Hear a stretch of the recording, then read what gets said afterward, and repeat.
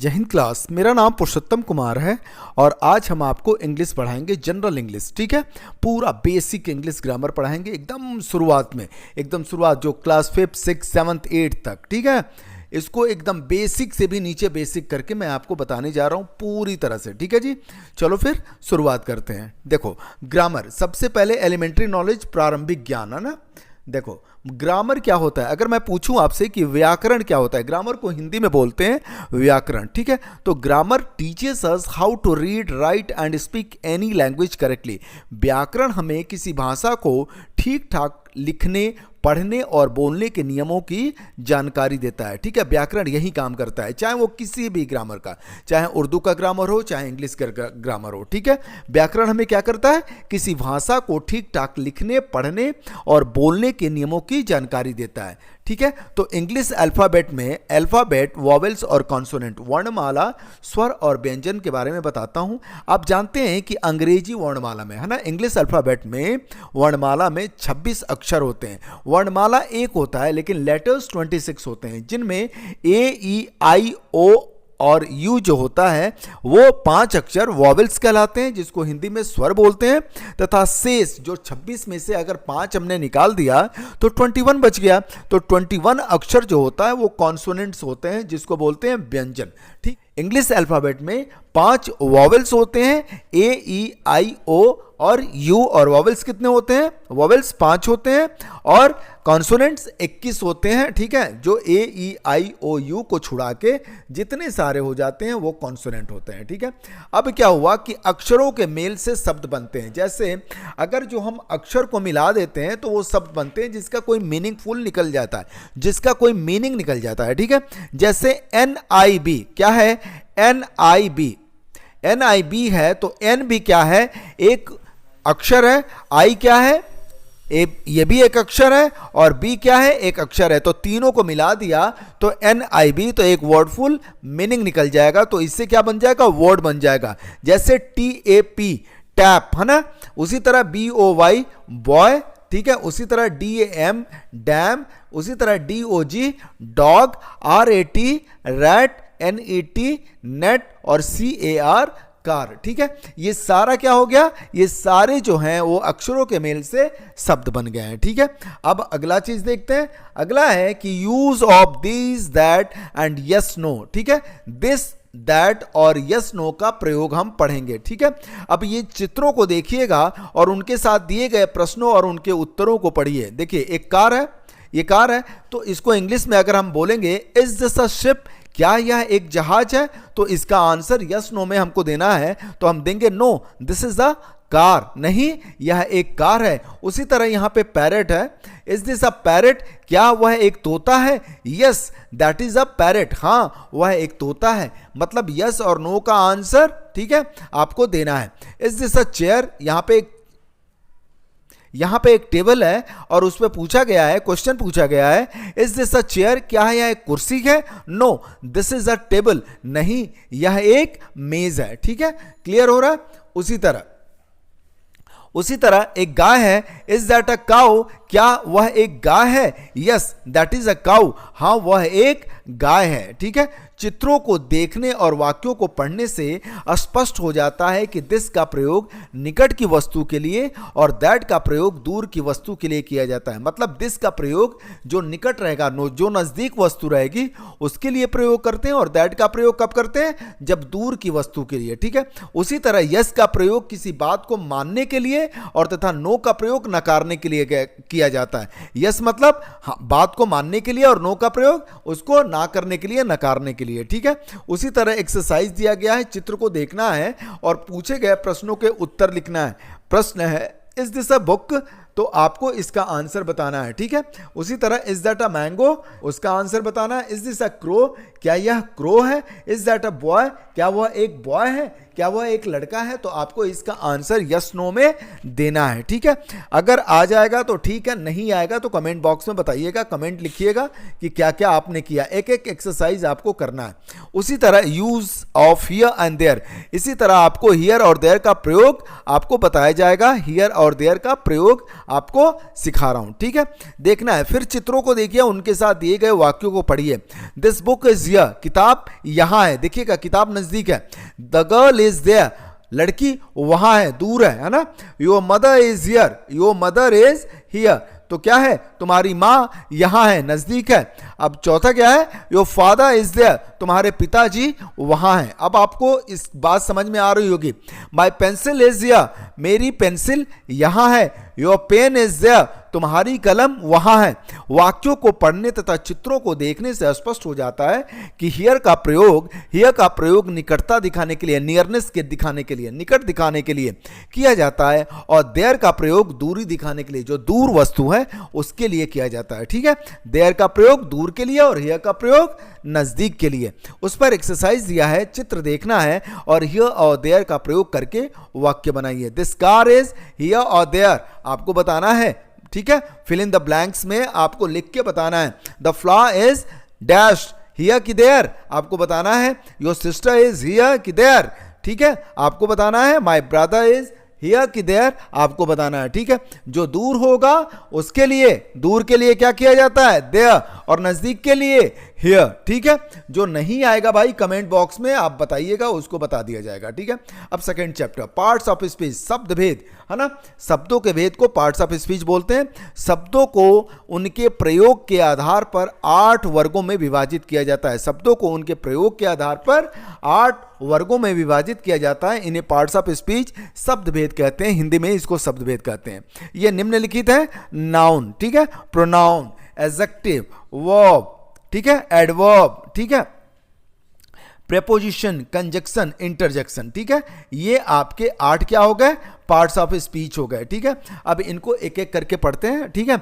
Noun क्या है, a noun is a name of a person, a place और thing.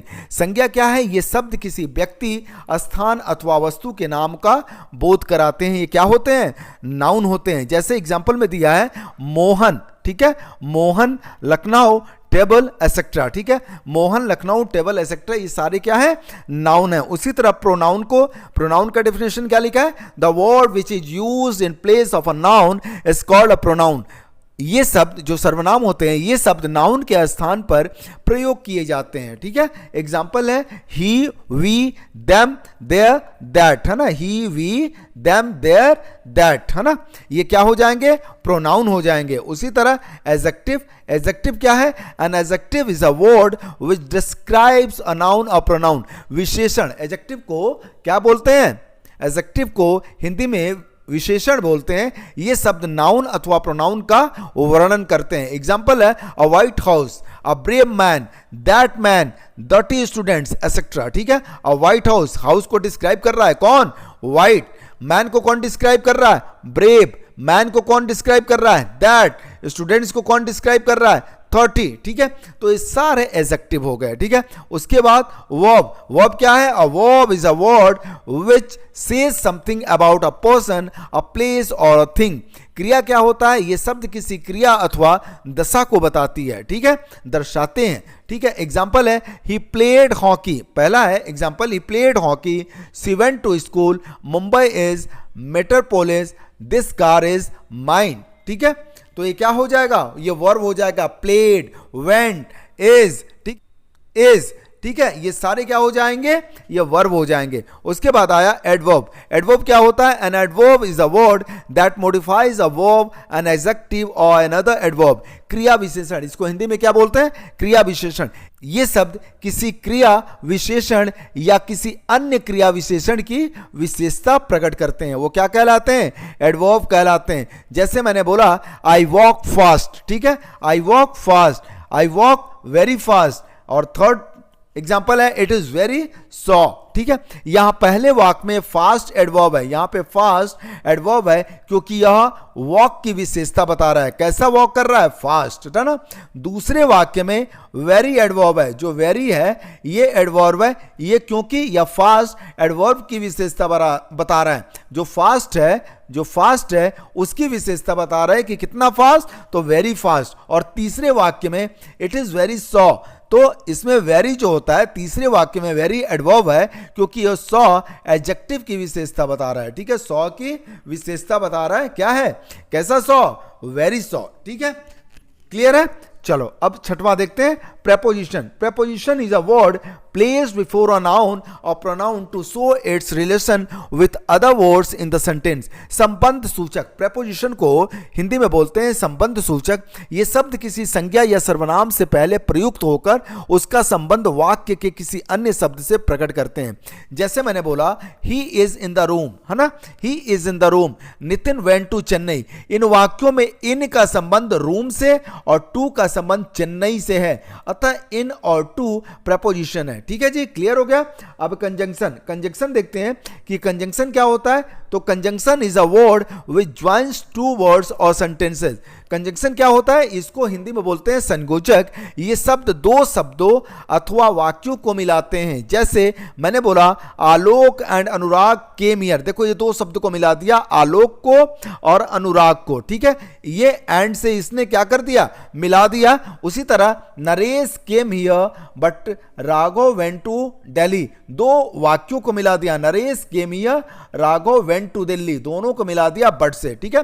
यहां पहले वाक्य में एंड कंजंक्शन है क्योंकि यह आलोक और अनुराग दो शब्दों को मिला रहा है, और दूसरे वाक्य में बट कंजंक्शन है क्योंकि यह दो वाक्यों Naresh came here and Raghav went to Delhi को मिला रहा है, ठीक है। क्लियर है? चलो आठवां देखते हैं। आठवां क्या है? Interjection. Interjection is a word which shows some sudden feelings, है ना, बेस्या में आदि बोधक, है ना। इंटरजेक्शन को बेस्या में आदि बोधक बोलते हैं हिंदी में। इससे हृदय में अचानक उठने वाले भाव प्रकट होते हैं। जैसे मैंने बोला, पहला hurrah we have won the match, ठीक है। दूसरा alas my sister failed again, ठीक है। यहां पहले वाक्य में हुर्रा खुशी का भाव व्यक्त करता है तथा दूसरे वाक्य में अलास दुख का भाव व्यक्त करता है। यह दोनों शब्द इंटरजेक्शन है। इंटरजेक्शन का संबंध वाक्य किसी भी शब्द से नहीं होता है, ठीक है। इंटरजेक्शन याद कीजिएगा, इंटरजेक्शन का संबंध वाक्य के किसी भी शब्द से नहीं होता है। उसी पर एक्सरसाइज दिया है ना, एक्सरसाइज 3 दिया है कि शब्दों के प्रयोग के आधार पर कितने वर्गों में विभाजित किया जाता है, उनके नाम लिखने हैं, ठीक है। उनके नाम लिख दीजिएगा। एडजेक्टिव और एडवर्ब में उदाहरण सहित अंतर बताइए। एडजेक्टिव का उदाहरण दे दीजिएगा और एडवर्ब का उदाहरण सहित अंतर बताइएगा, ठीक है। तीसरा क्वेश्चन है कि निम्नलिखित संज्ञाओं के उपयुक्त सर्वनाम शब्द लिखिए। रोहन के लिए सर्वनाम क्या होगा? ही रहेगा। ट्री के लिए क्या होगा? स्कूल के लिए क्या होगा? रवि के लिए क्या होगा? उमेन के लिए क्या होगा? कौन सा सर्वनाम मतलब प्रोनाउंस आपको यूज करना चाहिए, ठीक है। अब आया सेंटेंस। द सेंटेंस, सेंटेंस का मतलब होता है वाक्य, ठीक है। क्या होता है? वाक्य। सेंटेंस वाक्य शब्दों का ऐसा समूह होता है जिससे उसका पूरा अर्थ स्पष्ट हो जाता है। A group of words that makes a complete sense is called a sentence. जैसे मैंने बोला I am singing a song, you are reading a lesson, ठीक है। तो ये सारा क्या हो जाएगा? ये सेंटेंस हो जाएगा। तो सेंटेंस क्या होता है कि शब्दों का ऐसा समूह होता है जिससे उसका पूरा अर्थ स्पष्ट हो जाता है, ठीक है। I am singing a song, ये पूरा स्पष्ट इसका अर्थ हो जा रहा है। You are reading a lesson, ये भी पूरा क्या हो जा रहा है? अर्थ इसका स्पष्ट हो जा रहा है, ठीक है। अब काइंड्स ऑफ सेंटेंसेस, वाक्यों के भेद। तो सेंटेंस 5 भेद होते हैं। सेंटेंस वाक्य के 5 भेद होते हैं। पहला है असर्टिव, दूसरा है इंट्रोगेटिव, तीसरा है इंपरेटिव, चौथा है एक्सक्लेमेटरी और पांचवा है ऑप्टेटिव, ठीक है। तो 5 प्रकार के वाक्य के भेद होते हैं। तो पहला देखते हैं असर्टिव सेंटेंस, जिसको बोलते हैं हिंदी में वर्णनात्मक वाक्य। ऐसे वाक्य जिनसे किसी प्रकार की सूचना प्राप्त होता है असर्टिव सेंटेंस कहलाता है। मतलब कहने का कि sentence that makes a statement और कॉल्ड अ असर्टिव सेंटेंस। ऐसे वाक्य जिनसे किसी प्रकार की सूचना प्राप्त होता है ना, वो क्या होता है? असर्टिव होता है, ठीक है। जैसे मैंने बोला कि Megha is reading a book, ठीक है। दूसरा बोला Shyam is not playing hockey. Assertive sentence के 2 प्रकार होते हैं। क्या होता है? पहला होता है अफर्मेटिव, जिसको पॉजिटिव सेंटेंस बोलते हैं, और दूसरा क्या होता है, निगेटिव, है ना, निगेटिव सेंटेंस। अफर्मेटिव सेंटेंस को स्वीकारात्मक या सकारात्मक वाक्य बोलते हैं, निगेटिव सेंटेंस को निषेधात्मक या नकारात्मक वाक्य बोलते हैं, ठीक है। चलो अब अफर्मेटिव सेंटेंस, पॉजिटिव सेंटेंस के बारे में पढ़ते हैं।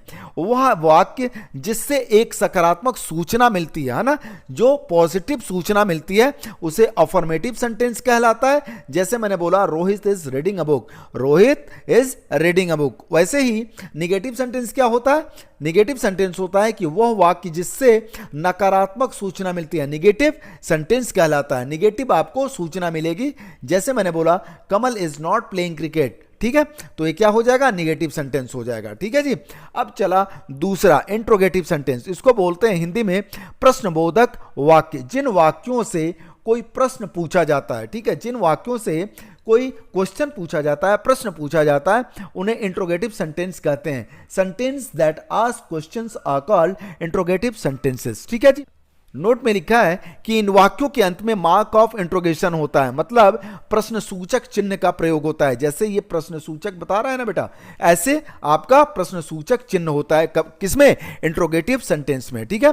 साइन ऑफ इंट्रोगेशन बोलते हैं या मार्क ऑफ इंट्रोगेशन बोलते हैं। जैसे मैंने बोला पहला, is she writing a poem, तो क्वेश्चन मार्क यहां पे दिया है ना लास्ट में, ये क्या है, साइन ऑफ इंट्रोगेशन। वैसे ही दूसरा सेंटेंस है व्हाट इज योर फादर, ठीक है, तो यहां पे भी आप देख रहे हैं मार्क ऑफ इंट्रोगेशन या साइन ऑफ इंट्रोगेशन, ठीक है। तीसरा है why did you not go to the school today, तो यहां पे भी मार्क है। और चौथा सेंटेंस है how many students are there in your class, यहां पे भी मार्क ऑफ इंट्रोगेशन है, ठीक है। तो इंट्रोगेटिव सेंटेंस का सबसे अच्छा पहचानने का तरीका है कि आपको लास्ट में मार्क ऑफ इंट्रोगेशन दिखाई देगा, ठीक है जी। चलो अब तीसरा पॉइंट देखते हैं, इंपरेटिव सेंटेंस। इंपरेटिव सेंटेंस क्या होता है जी, इंपरेटिव सेंटेंस होता है आदेशात्मक वाक्य। इन वाक्यों से किसी को आदेश देने, किसी से प्रार्थना करने, किसी को परामर्श देने आदि का भाव प्रकट होता है। Sentence that express a command, request, advice और proposal are called imperative sentences. जैसे हमने बोला डोंट प्ले हियर, मैंने बोला don't play here, learn this poem by heart. तीसरा always speak the truth, and fourth please take your seat. Note, इन वाक्यों में कर्ता सदैव यू होता है, ठीक है, जो छिपा रहता है, ठीक है। इसमें हम ये कहना चाहते हैं डोंट प्ले हियर मतलब you don't play here, learn this poem by heart मतलब you learn this poem by heart, always speak the truth मतलब you always speak the truth. चौथा है प्लीज टेक योर सीट मतलब you please take your seat, ठीक है। तो इसमें you जो रहता है ना, कर्ता जो सब्जेक्ट होता है वो छिपा रहता है, ठीक है जी। चलो चौथा देखते हैं, विस्मय में आदिबोधक सेंटेंसेस, है ना, जो एक्सक्लेमेटरी सेंटेंस है ना, इसको हिंदी में विस्मय में आदिबोधक वाक्य बोलते हैं। जिन वाक्यों से हृदय में अचानक उठने वाली भावनाओं जैसे हर्ष, शोक, विस्मय आदि भाव प्रकट होते हैं, उन्हें एक्सक्लेमेटरी सेंटेंस कहते हैं। जैसे sentence that expresses a sudden feelings और इमोशन और कॉल्ड एक्सक्लेमेटरी सेंटेंसेस, ठीक है। नोट में दिया है कि इन वाक्यों में मार्क ऑफ एक्सक्लेमेशन होता है, ठीक है। मार्क ऑफ इंट्रोगेशन बता रहे थे, उसी तरह यहां पे जो एक्सक्लेमेटरी सेंटेंस में आपको मार्क ऑफ एक्सक्लेमेशन देखने को मिलेगा, जो ऐसे बनता है, ठीक है। ये जो गोला बनाया हो ना, इसके अंदर जो विस्मय में आदिबोधक चिन्ह है का प्रयोग किया जाता है। जैसे पहला सेंटेंस है bravo you have on the race, ठीक है। ब्रावो के बाद देखो आप mark of interrogation, mark of विस्मय में आदिबोधक एक्सक्लेमेशन है ना, तो ये क्या हो जाएगा, ये एक्सक्लेमेटरी सेंटेंस हो जाएगा। दूसरा है alas he is no more, ठीक है। वैसे ही तीसरा hurrah our team has won, देखो यहां पे भी लिखा है, यहां पे भी गोले में है exclamation mark. 5 this place is very dirty, ठीक है, छी, ठीक है। 5 का मतलब छी, ठीक है। This place is very dirty, ये चारों सेंटेंस आपको क्या हो जाएगा, ये एक्सक्लेमेटरी सेंटेंस हो जाएगा, क्योंकि इसमें एक्सक्लेमेशन, मार्क ऑफ एक्सक्लेमेशन लगा हुआ है, ठीक है। पांचवा सेंटेंस है ऑप्टेटिव सेंटेंस, कामना सूचक वाक्य, ठीक है। इसको क्या बोलते हैं हिंदी में, कामना सूचक वाक्य। इन वाक्यों में किसी के लिए कामना करने, आशीर्वाद देने आदि का भाव प्रकट होता है। The sentence which expresses a wish or blessing are called optative sentence. जैसे may God bless you, may you live long, क्या हो जाएगा, ये आपका दूसरा सेंटेंस है, इसको भी क्या क्या बोलेंगे, इसको भी ऑप्टेटिव सेंटेंस बोलेंगे। और इसमें लास्ट में मार्क ऑफ एक्सक्लेमेशन इसमें भी रहता है, लेकिन ये ऑप्टेटिव सेंटेंस है। क्यों? क्योंकि इन वाक्यों से हम क्या करते हैं, किसी के लिए कामना करते हैं, आशीर्वाद देने की आदि का भाव प्रकट होता है। ठीक है,